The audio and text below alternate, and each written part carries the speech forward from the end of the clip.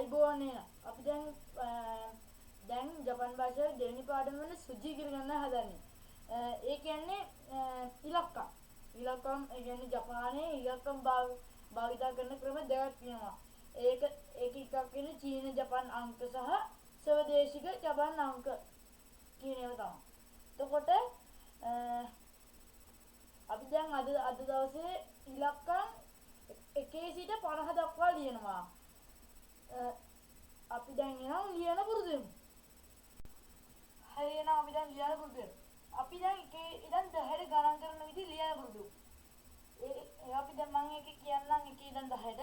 1 2 3 4 5 6 7 8 9 10 අපි දැන් ඒවා ලියන පුරුදු වෙමු.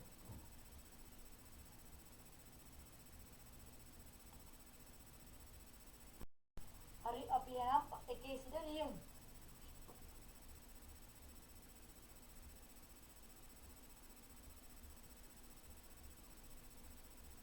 මේ කියන්නේ ඉචි.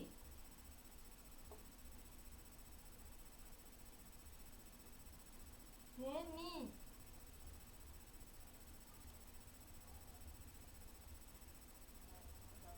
මේ සාන්.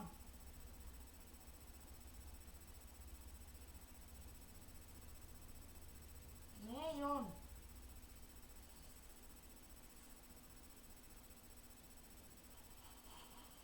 මේ රොකු.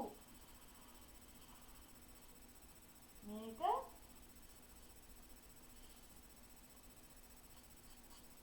මේ නානා. ඊළඟට හාති.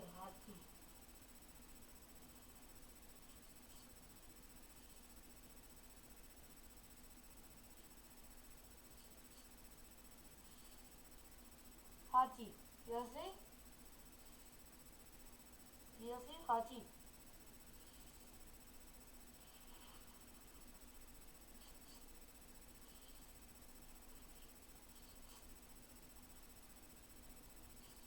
में क्यू अंतिम में चू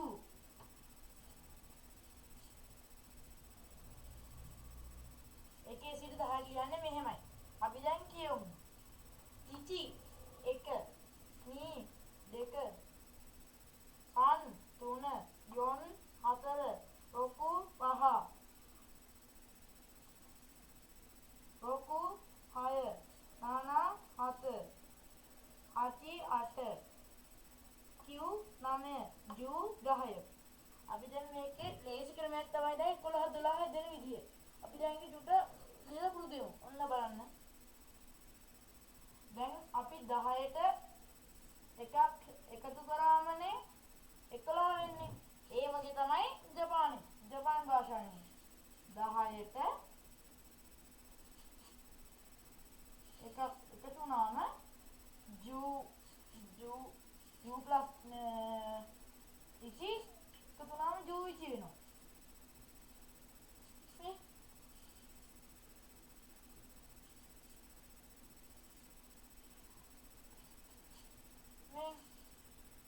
ලියන්න පුරුදු වෙමු. දැන් මේ 11 හරිය අපි දැන් 12 ලියලා බලමු.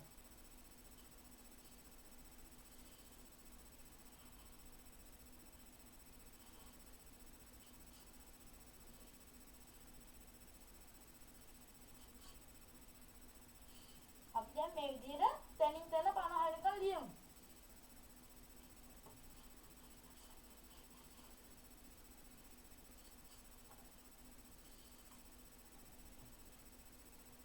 අපි දැන් ආයි 20 ලියමු. 20 ලියන්නේ ඉස්සරහට 2 වෙන්නේ. පිටිපස්සට නෙවෙයි. පිටිපස්සට නෙවෙයි නේ ඉස්සරහට. ඒ 10 ජූ කියන එක පිටිපස්සට යනවා. අපි දැන් ඊළඟට පුරුදු වෙමු. ඊළඟට අපි ලියමු 23. කියන්නේ නිජු සම්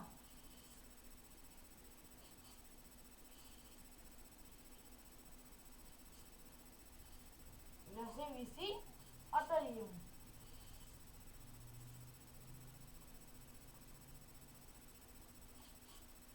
नीजु इची અને नीजु हाची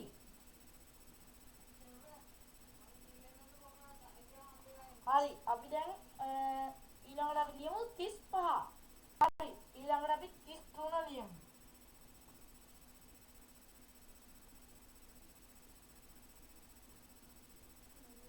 අද අපි 39 ලියමු.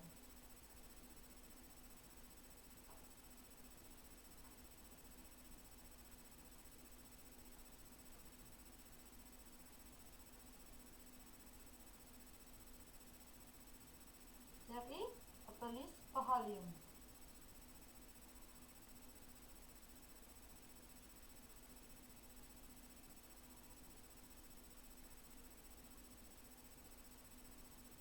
ඊළඟට අපි ලියමු 49.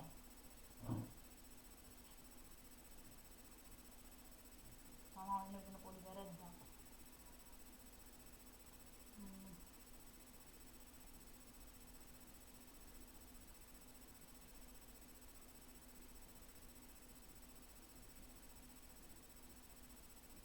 අනහා ලියන්නේ මෙහෙම.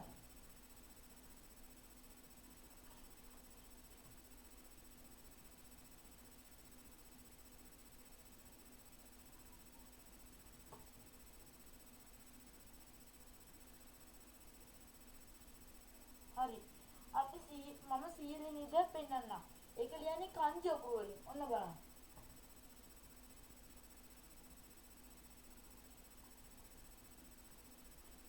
මේ බලන්න. මෙහෙම තමයි 100 ලියන්නේ. හරි ඉතින්. දැන් ඉතින් අද අපේ ඉලක්කම් පාඩම ඉවරයි. දැන් මම මෙහෙම මැදින් ලියුවට ඔයාලා මුල ඉඳන් ලියන්න පුරුදු වෙන්න හැම වෙලාවෙම කියවන්න. ඉචි නී සන් යොන් ගෝ රොකු නන හචි කිව් ජු ජු ඉචි ජු නී ජු සන් ජු යොන් ජු රොකු ජු නන ජු හචි කියලා